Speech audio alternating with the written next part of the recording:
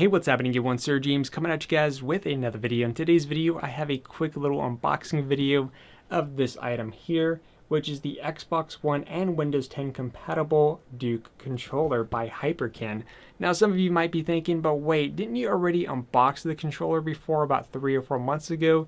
The answer is yes. However, we only had the color option of black, and as you can see from the box here, this is the translucent green color scheme, which honestly, I'm actually really stoked for. Now, back then, I did see images of the green option. However, I was under the impression that that was only for select members, or maybe it was going to be for a special giveaway. I didn't think that we were actually going to get this as consumers, but I'm actually glad that we did, so I could finally add this one to my collection. Because when it comes to the Duke controller, which if you don't know much about it, the Duke controller is actually the very first Xbox controller made, but a lot of people didn't like it because it's really big and bulky, especially, you know, growing up during the time. Obviously, you're not fully developed, and trying to use this controller with your small, you know, kid hands and all that can be a bit of a pain. And for me, anytime I would be at my cousin's, which by the way, everyone in my family had like their different areas. We had a group of people that were growing up with more of the Nintendo stuff. I was more of the PlayStation guy. I still am a PlayStation guy, but back then I was only able to have one system instead of two, but now I could have all of them. And my cousins would be on the Xbox. Anytime I would be at their place and we would all play Halo, everyone would have the smaller controllers and I would be forced to use the Duke controller, specifically the translucent green version, which is why this one actually caters to me more than anything. Inside the box, you actually get a special thank you card. So these are the people that we have to thank for the return of the Duke, which I do appreciate that.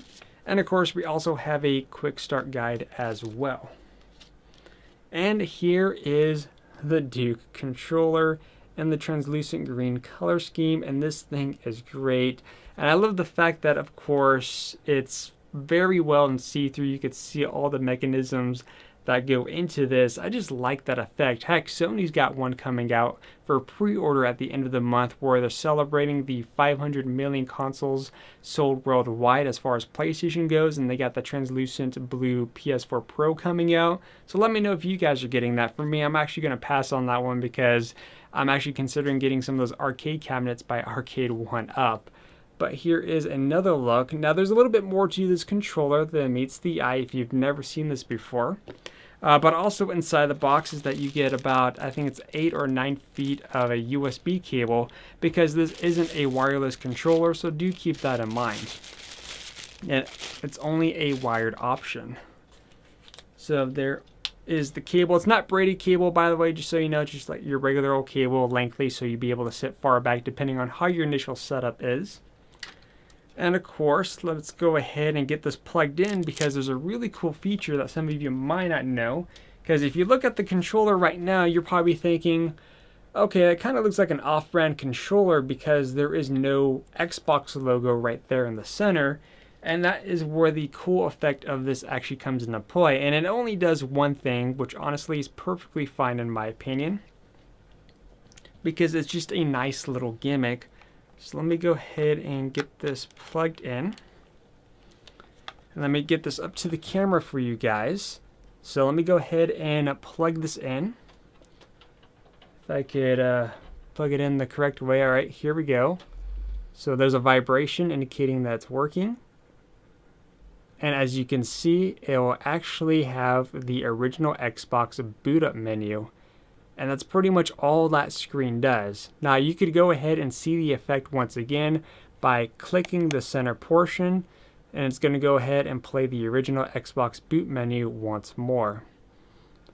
And you could keep doing that over and over again as much as you want, and that's basically all that LCD does, which is pretty neat. Which, by the way, it's not like this controller is super expensive. It's only $70, so it's about $10 more than your standard controller, which they tend to go and sell a lot anyways. So again, really not too much, especially if you just wanted to add it to your collection.